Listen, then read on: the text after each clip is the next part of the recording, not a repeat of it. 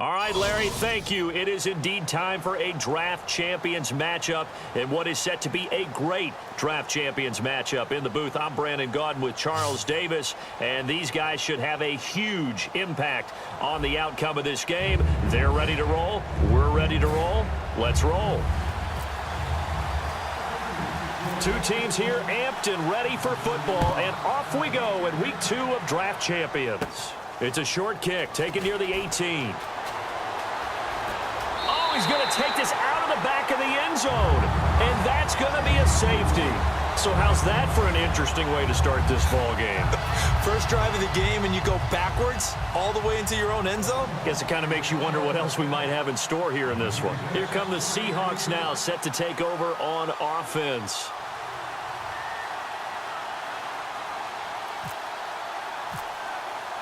So after that safety, now a free kick situation forthcoming as they punt it away from the 20. Taking it about the 16.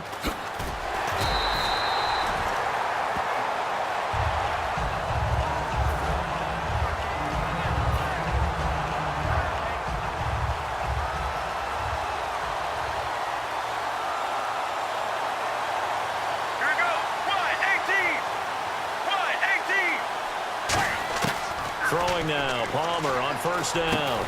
Over the middle, it's caught by Rodgers. 7 yards, the pickup on the pitch and catch. And that's one of his advantages of a passer, is it not? With his height, setting back there in the pocket, firing it over the middle, he can really see everything clearly. It is, and I know that other quarterbacks get it done different ways, all right? You don't have to be his height to make a great play. But what he does is he takes away having to make those slide steps in the pocket to find angles to throw the ball through. He just throws right over the top of it because he can see everything, and sometimes that saves time and gets the ball to a receiver quicker. On first and 10, it's Palmer. Toward the center of the field, but it's incomplete. The former Bill, Chris Hogan, the intended receiver. That'll bring up second down. It's always tough for the guys throwing the football when they think they've got a completion and the ball's almost there, and then someone sneaks a hand or two in and bats it away. Throwing is Palmer. Got a man complete. It's Chris Hogan. They give him 14 yards that time and a fresh set of downs.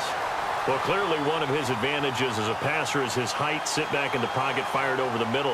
That makes things tougher defensively, doesn't it? It really does, because your goal is to move the quarterback off his initial spot when he gets his drop back completed. But when you have that type of height, he can stay in there if he's willing to take the hits and just fire over the top, which saves him time and actually completes a play a little bit quicker than it normally does for a quarterback who has to slide and find open space to throw. Palmer now. And Gresham has it left side.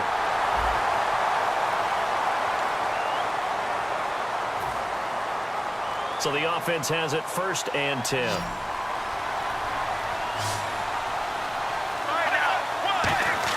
On first down, it's Palmer. Throw left side is complete to Rodgers. 19 yards on the pickup there, and now they'll have it first and goal. And when you're playing a quarterback with some experience and some moxie, you enter the danger zone when you decide to blitz him, because if he's able to diagnose as he did on that play, he can hurt you downfield. He reads defenses so well, doesn't he? He really does, and the best part about that play for him, I don't think that was his primary target. I don't think so either. I think he had the read, figured out where the blitz was coming from, and went to a secondary target for a really nice game.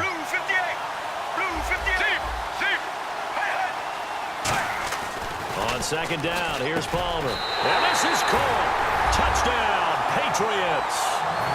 Jared Cook from 3 yards out. And the Patriots add 6 to their lead. And he is a reliable target. They like to get him involved. They got him involved there for the score. And they should. He's a very good player. Remember, they can use him in certain positions, so many different spots, and he usually comes through for them. The kickoff team on the field now as they will send this one away. It's a short kick taken near the 18. And they'll be set up pretty nicely here as they have it up to the 35-yard line. As Seattle now ready to march out of the field. And the last time they had the football, they surrendered 2 points on the safety. They don't want to do that one again. No, not at all. It's almost like bases clearing double, isn't it? Give up a couple of runs. Sure. just messes things up for you offense. And he fires one that's intercepted. Picked off by David Amerson. And now out come the Patriots. And they'll just simply be looking to build off the confidence of the last time out where they scored a touchdown. And confidence is powerful, isn't it? When you've scored once, you feel like you can go back out there and get it done again. Doesn't matter what the defense throws at. And he fumbled it. It's on the ground. And the Seahawks have picked it up. And his guys are going to take over at the 39-yard line. The Seahawks offense now, they get ready to head back onto the field. And last time, one play interception. So this offense, they should be fresh. That's a good way of putting it. And I can't wait to see what they decide to do with play calling, because a one-play drive where you throw an interception, a lot of people think the very next time out, run the football, don't give them a chance. Maybe play action? I think maybe you go play action, show your quarterback you got a little confidence in him, and let him fling another one. 20, 53. They fake the handoff. Now Brady. And here the hook up good to Victor Cruz. That one goes for 24 yards. Partner, this is one of the best routes anyone can have in their offensive playbook. Tough to defend because you think it's a go route, and then he breaks it back on the comeback. There's one other thing you need as well. A well-thrown ball. Exactly right. You have a guy who has some precision in throwing the football because of the timing of the route. The first carry now. This is Hill. And he is swallowed up right at the line of scrimmage. That's going to go as a loss of a yard, and it'll be second down. Try to get one more in here before the quarter breaks. Alongside my broadcast partner, Charles Davis, Brandon Gaudin hits the Seahawks. A little bit of ground to make up for the offense as they face a 2nd and 11.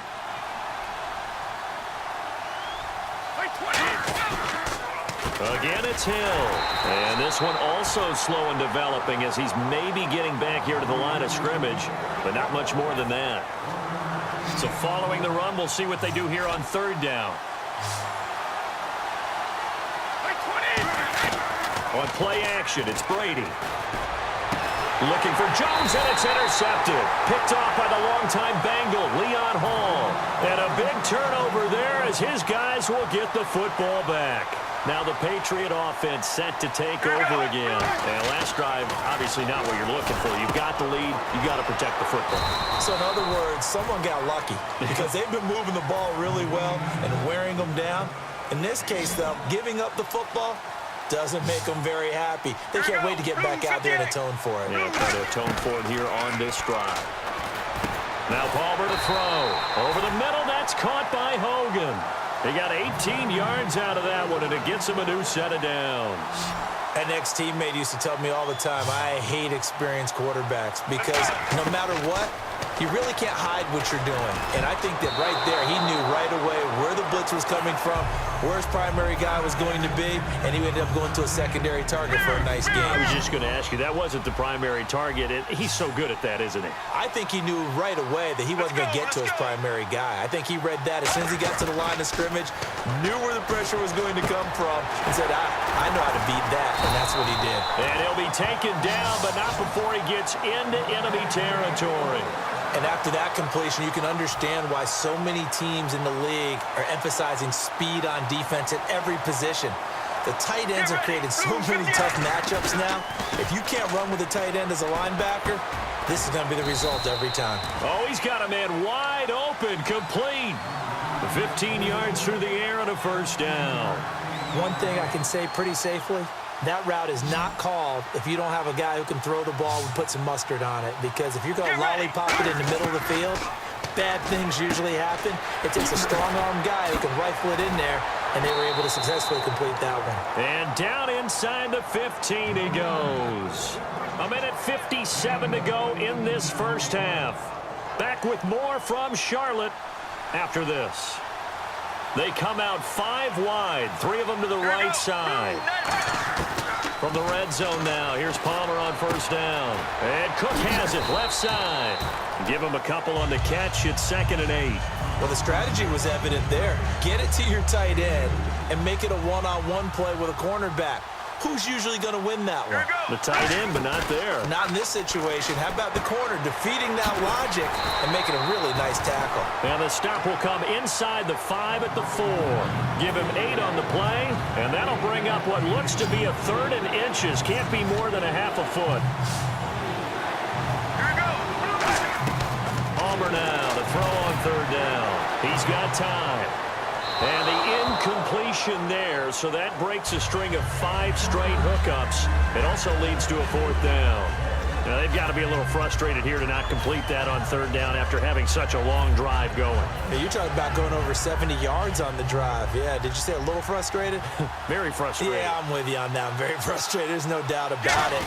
They thought they were going to have a chance to cash in the end zone. Now it looks like it's likely a field goal attempt. Give him 2 yards on that play, and the decision to go for it pays off. They've got a 1st and goal. They run the sneak. Palmer, only a yard on the pickup there. 2nd and goal. And a really long drive here, and it goes on and on. And they're going to hurry back. Now he's over the line and into the end zone for a Patriot score. Carson Palmer with his 2nd touchdown here in this first half. And the Patriots add on to their lead. Whoa! He just yanked that one well to the left and no good. Set now to kick this one away, and off it goes. This is fielded a couple yards deep. And he'll make it across the 20 as his guys will set up shop at the 23-yard line. The Seattle offense now set to come back out on the field. And what do you think goes on here in this situation? If you got the football, you're trailing, you're back in your own territory with just a little time. Do you try something? You're thinking about jump-starting your team, right? You just mentioned it. They're down. They're trying to get back into the game. But you got to figure if something goes wrong, you may have put yourself in a spot where you may not be able to come back in the second half. Managing risk is a big decision here. Here's Brady. Underneath here to Hill. And he'll be brought down shy of the 40 at the 38-yard line. 10 yards on the pickup there. And the Seahawks are going to have a 1st down. So many times you hear today's NFL described as a space game. Get your best players into space with the football in their hands. That's why sometimes you just swing it out to your runner, get him out in the flat, and let him have a chance to make people move. And no escaping this time as he'll go down. They got him for a sack. Now hold everything here. We're going to get a timeout by the offense. It's just their first, so they'll have 2 remaining here before we get to halftime.